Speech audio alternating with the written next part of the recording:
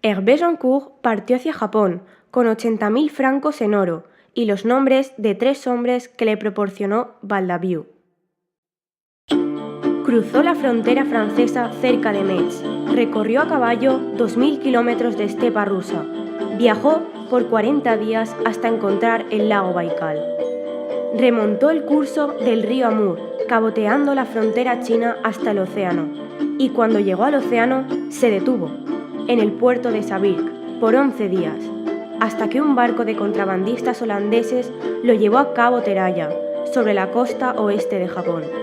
Alcanzó la ciudad de Shirakawa, esperó 2 días a un hombre vestido de negro que le vendó los ojos y lo llevó a un poblado en las colinas.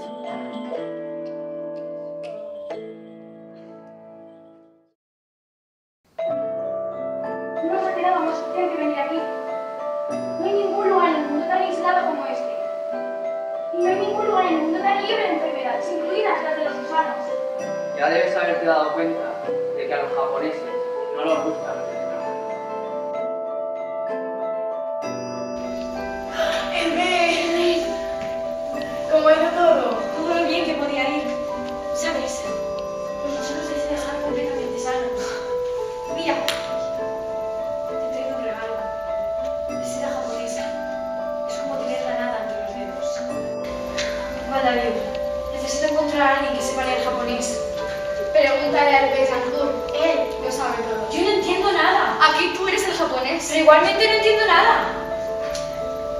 Entonces queda una opción. Madame Blanche tiene una tienda de tejidos en Nimes. Sobre la tienda de tejidos tiene un burdel, es cosa suya, es rica y japonesa. ¿Japonesa? Necesito que me lea la carta. ¿Una carta?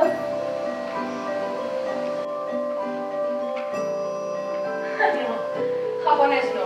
Yo ya no amo esa lengua, Messier. Quiero olvidarla y quiero Si no fuera olvidar. lo suficientemente importante, no te lo estaría pidiendo. De acuerdo. Regresado moriré, es todo lo que dice.